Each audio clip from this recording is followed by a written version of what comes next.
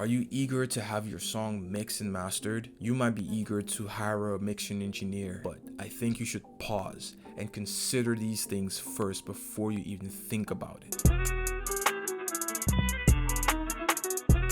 Rushing into the mixing process could cause a lot of problems, especially if you're coming in with unfinished productions or poor quality recordings, along with many other things that you need to consider. By understanding these factors, you'll be able to make a more informed decision and understand when is the right time to hire a mix engineer to mix your song and take it to the next level. Stick around to the end because I'll be sharing with you what ultimately helped me when it came to hiring a mix engineer, and it possibly can help you too. Hey friend, welcome to my channel.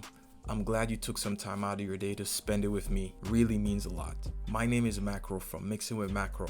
I'm a mixing engineer. I've done recording and mixing for major record labels, including Universal, Alamo, Geffen Records, just to name a few, and many independent artists. And my goal is to help you streamline your recording and mixing process for fast and consistent results. Hey, if you're looking to simplify your mixing process, I've detailed and outlined my step-by-step exact process in a cheat sheet I've done for you right here in the description. It will show you how I get consistent results when it comes to my mixes. So be sure to check it out, absolutely free. So let's dive in and I'll share with you the 6 reasons why you should hold off on hiring a mix engineer until you are fully prepared. Number 1. Unfinished production. If your song's production has not been completely finished, then you should hold off on hiring a mixing engineer.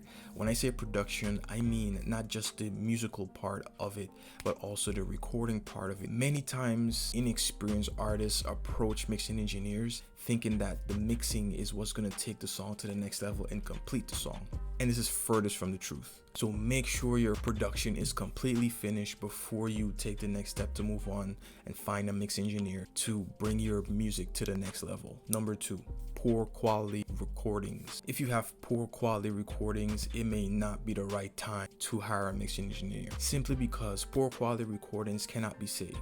This is what we call destructive audio, meaning that it cannot be reversed. When you have bad recordings, what tends to happen is the mixing process will only enhance and make those recordings sound even worse. Yes, there are tools that can clean up audio and make audio sound even better. However, the ideal use of your time and money is to have the best recordings going in, simply because it allows you to get the best quality out of your music and it gives the engineer less time to work on your song, so they can only focus on what's most important, which is the mixing, meaning that you can have a fast turnaround and get your song on streaming platforms as fast as possible. Number 3, lack of clarity and creative vision. If you don't have a clear creative vision for your song, then it may not be the right time to hire a mixing engineer.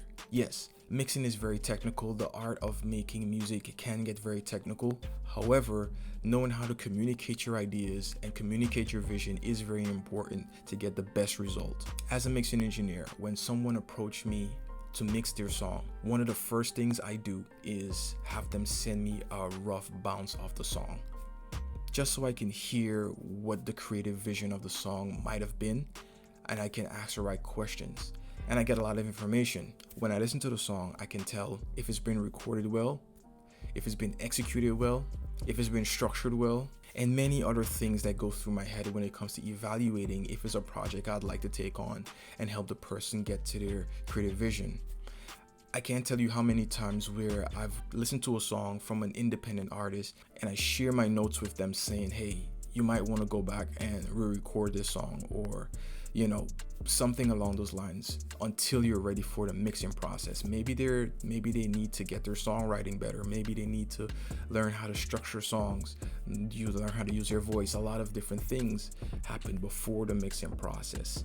And I can't tell you how many times they've thanked me and said, hey, I appreciate you, because some engineers, I hate to say it, would take on the project just to take the money. However, my name being attached to something, I'd want to give them the best quality that I can. So be clear in your vision and make sure that you are clear on how you want your song to sound, so when you approach a mixing engineer, you're able to communicate the ideas much more clearly. Number 4, unorganized files. If your audio files are not organized, it will take much longer to have your song come back to you. So take time to organize your files before you send it off to an engineer. What does this include?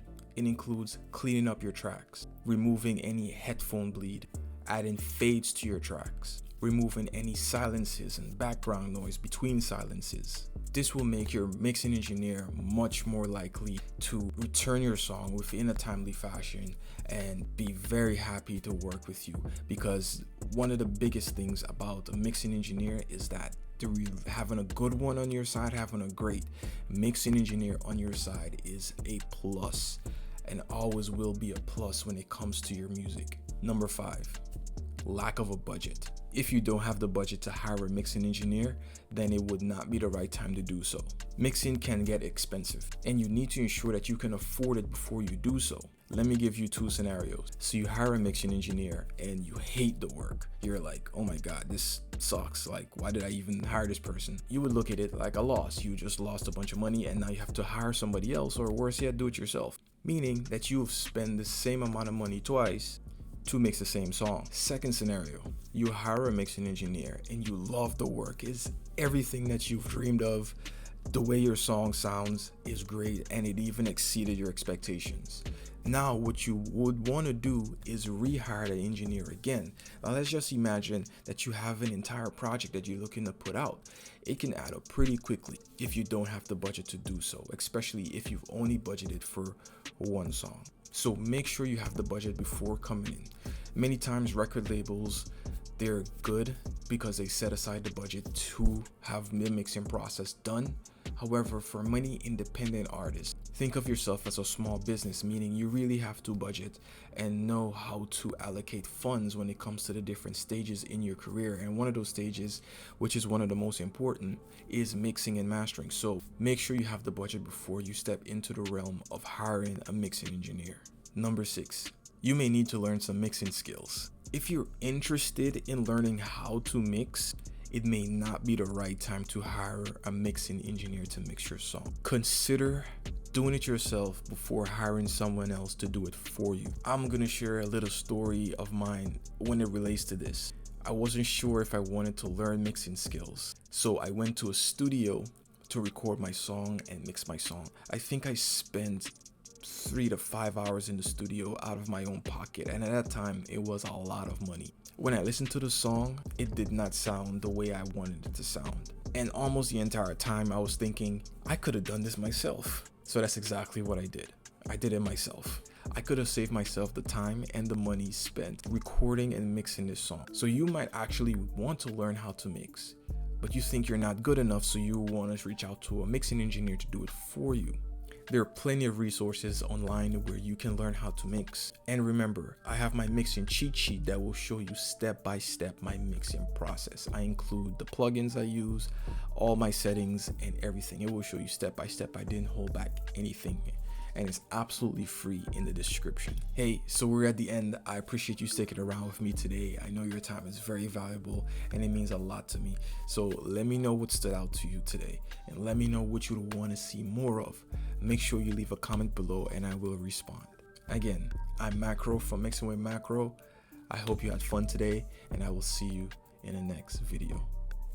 Peace.